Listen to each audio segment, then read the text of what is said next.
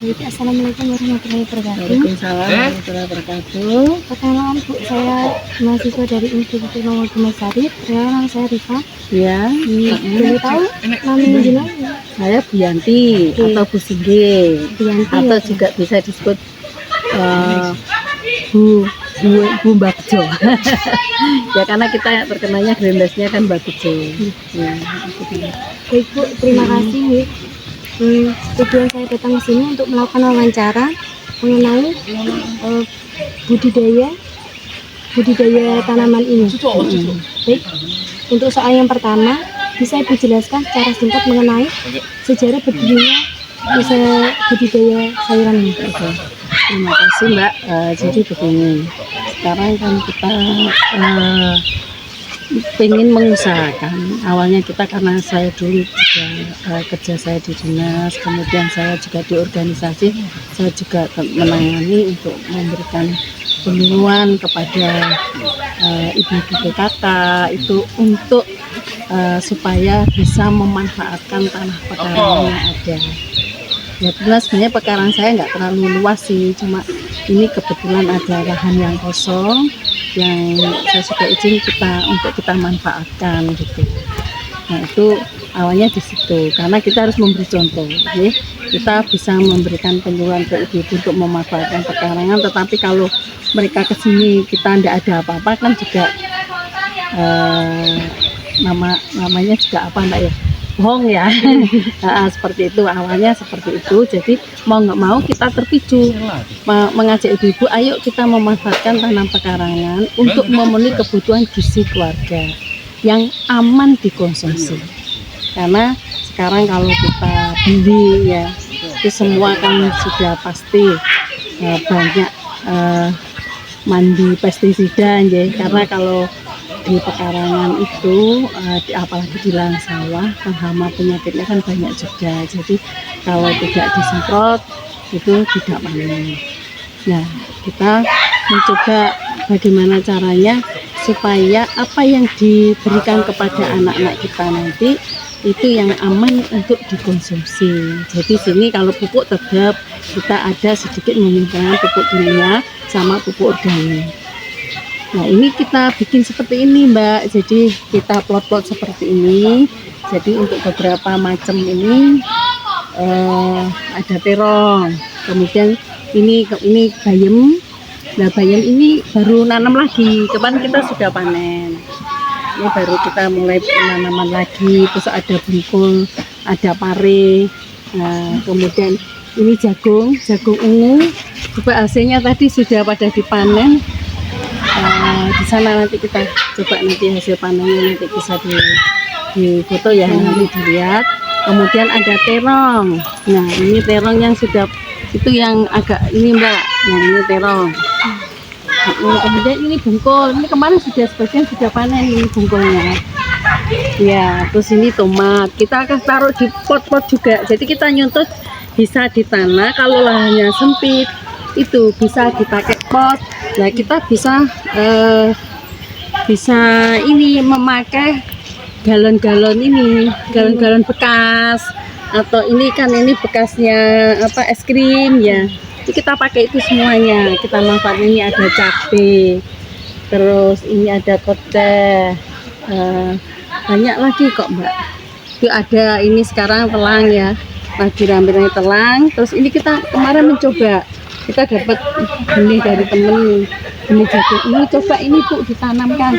Saya suruh anak-anak, kebetulan kita menerima PKL di sini ya, PKL yang kita ada beberapa kali PKL di sini, yang sekarang ini ada di SMK Gondang, untuk saya bisa ya dia itu menanam bagaimana secara manual ya di lahan sama secara hidroponik, supaya bisa membandingkan, menganalisa bagaimana mungkin untuk pemeliharaannya kan lebih ribet yang di lahan.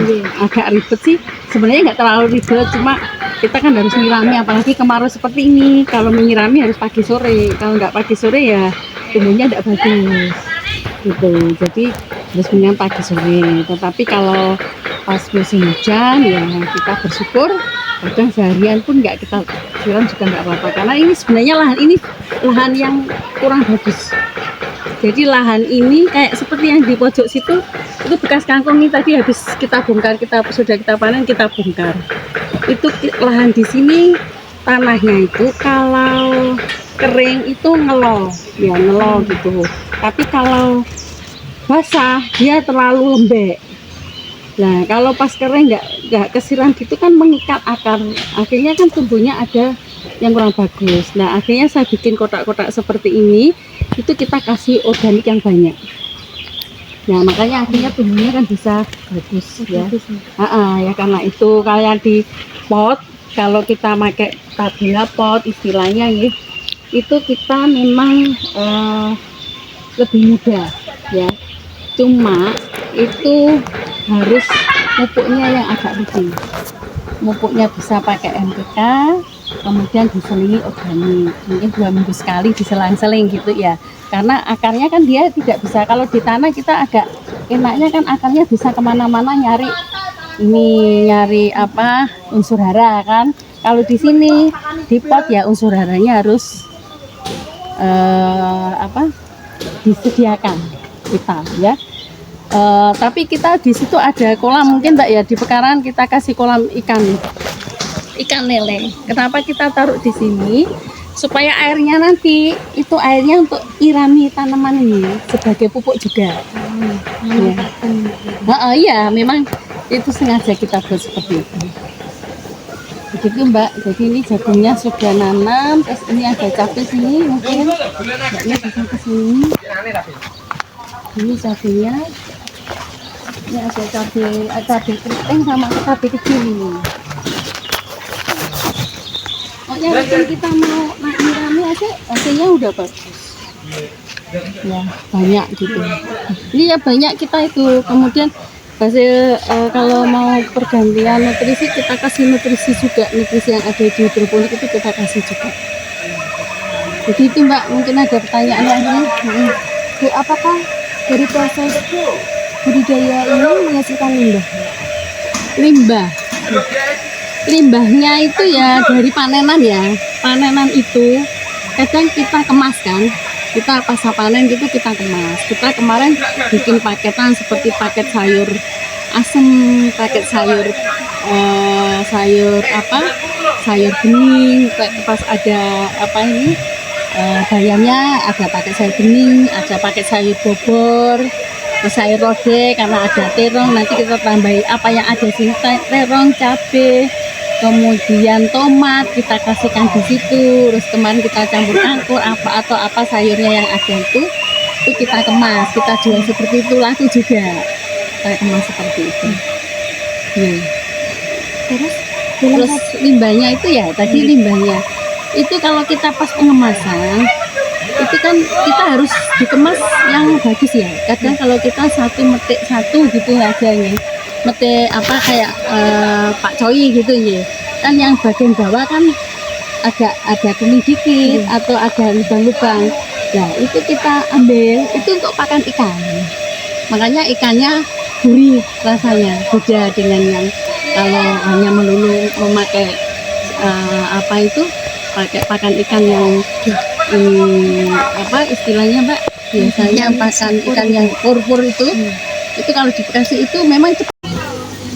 Oh berarti setelah ditaruh situ bukan langsung ditaruh sana ya Bu? Ya ditaruh sana, tapi harus ada kanalnya ini ditaruh kan, ini harus sedikit airnya kan mengalir di situ, rokonya dimasuk. Ini sebagai media untuk akarnya bisa sampai ke air merambat ya. Ini semacam ini nanti bisa dilihat. Ini yang sawi tadi, ini pagudanya ini enak banget loh ini. Ini kalau kayak sawi ya, ini namanya sawi pagoda, jadi dia kayak mawar ini. Kalau yang ini kemarin itu saya ada jenis itu kan ada ungu, itu sebenarnya kalau dibesarkan lagi dia nanti bisa ungu pink atasnya ini. bentuknya juga beda Bu? Beda.